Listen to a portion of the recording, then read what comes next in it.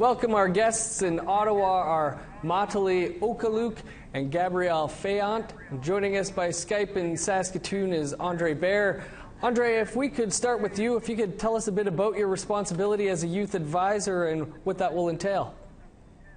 Sure. So once again, my name is Andre Baer. We were appointed by the minister, Carolyn Bennett. And so basically what is happening is that she is looking for our recommendations and a formal report based on the implementation of TRC Call to Action 66. And so the approach that we are taking is to get the input and inclusion of as many Indigenous youth voices as possible across the country.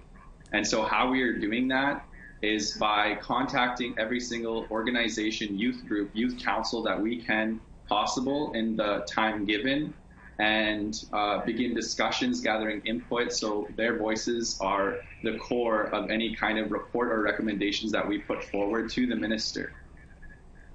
Matali, to you in Ottawa, how will you gather the information and what will be done with it? So, as you know, Truth and Reconciliation Commission's call to action, number 66, is to call on the federal government to create a national multi-year funding program for community-based programs that are all about reconciliation, as well as a national network. So it's very pertinent for us to gather as many Indigenous youth voices as possible to inform our report. We're doing that through outreach with youth councils and youth organizations, Indigenous organizations.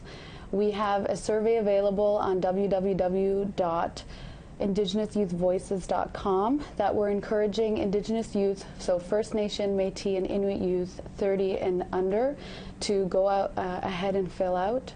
It takes about 15 minutes.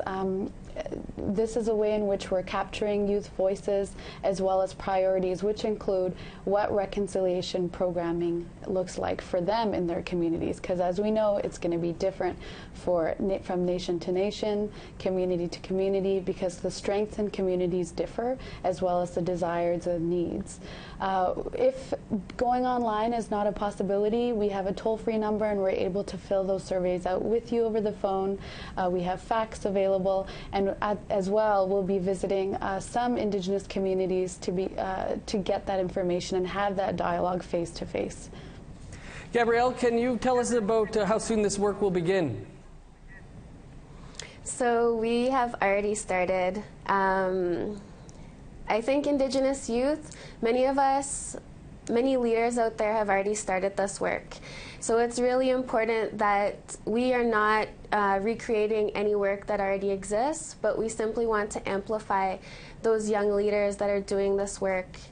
So we've already started. We've been having meetings. We've been visiting a few youth across the country. Just this past month, we were able to visit some of the youth from the Métis settlements in Alberta. And so, you know, we're calling on all young people, all Indigenous youth, please check out the website, Twitter, Facebook, fill out the survey, have dialogues with us. We're here to listen. Important work. We look forward to what comes from it. Thanks to all three of you for taking the time to join us today. Thank you as well.